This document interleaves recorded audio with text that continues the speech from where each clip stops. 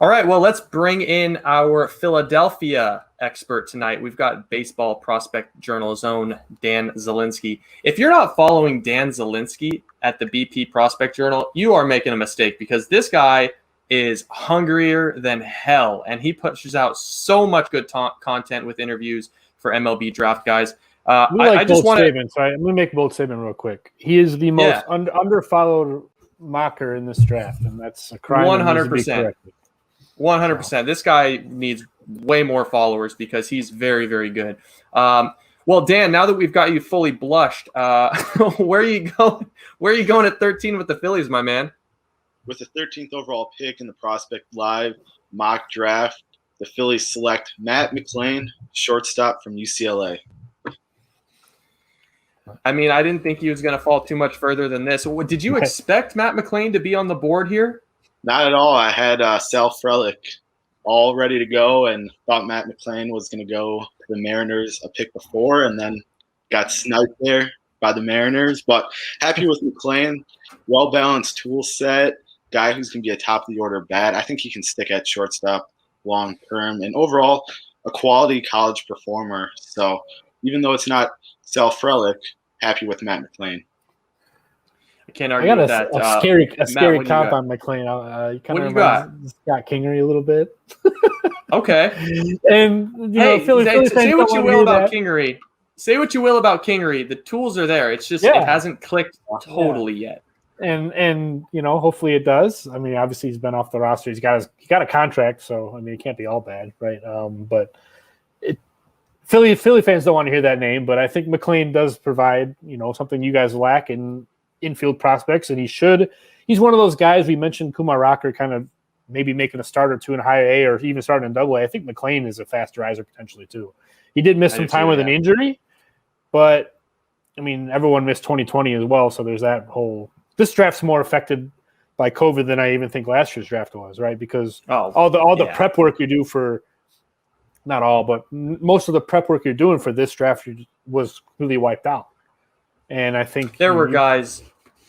Oh, go ahead. No, go ahead. But I think McLain put in a lot of work before COVID, obviously, and then now he's come back from injury and performed pretty well at UCLA. A good defender, really good plus, probably double plus runner, if I had to say. But it's a floor pick, and that's what the Phillies need for their system, which might be one of the worst in the majors, honestly. So, well, with that, Dan, good work on your farm system. Thanks. Sorry, Dan. Not to I agree. I mean, all right, man. That's why I didn't go Benny Montgomery here, just because I thought local boy. Oh, it's someone who's going to move through a system quickly, and I think McLain has a safer and higher floor than a guy like Benny Montgomery. Oh, that's a good pick. Yeah, I like how it fits to a team. The Phillies definitely have a window right now that I think it's important to capitalize on and stretch out as long as you can. Well, Dan, we'll see you here in about an hour and a half. Sounds good. Talk soon. All right, moving right along. We are going to jump over to Philly and Dan Zielinski once again. Dan, come on back in, man. All right. So you end up with Matt McLain in the first round here. Some good players still on the board here at 53 or 40, 49, I should say. Where are we going? Yeah, with the 49th pick, the Phillies select Jay Allen, the prep outfielder from John Carroll Catholic in Florida. Now, what is it about Allen that popped for you? Yeah, I mean, I love that he's a three-sport guy. He's still pretty raw in baseball.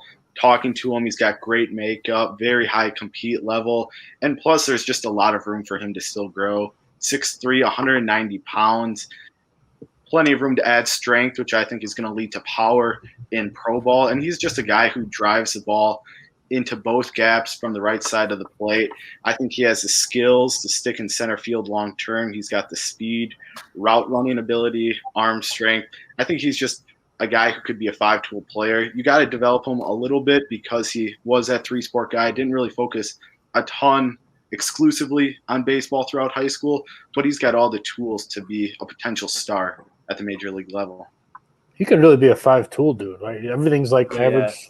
Jay Allen got very, very physical this winter, and he really came out loud in the spring. So another guy all the way out here at pick 50 that had first-round buzz. So you don't get Benny, who a lot of people thought, Benny Montgomery is going to the Phillies if he's on the board. But Jay Allen, a good consolation, especially with Matt McLain ending up in the organization. So how do you think the draft went for Philly? I like it a lot. I mean, Benny Montgomery, I think, has a ton of upside. I think he could potentially be one of the best players in this draft. But getting McLain there in the first round and then Jay Allen, who has that upside, I think it's a good kind of complement to one another. Got a high floor in McLain and then big upside in Jay Allen. I think these two guys kind of slide into the Phillies farm system as potentially two of the top 3 prospects in their system. Love it. Love it. Good draft. Another good draft. I mean, a lot of guys throwing together really good drafts. I feel like we're saying that a lot tonight. Good work, Dan. Yeah, I mean, we only crucified Seth Stowe. Everyone else is doing really well. All right, Dan. We'll see you, man. See ya.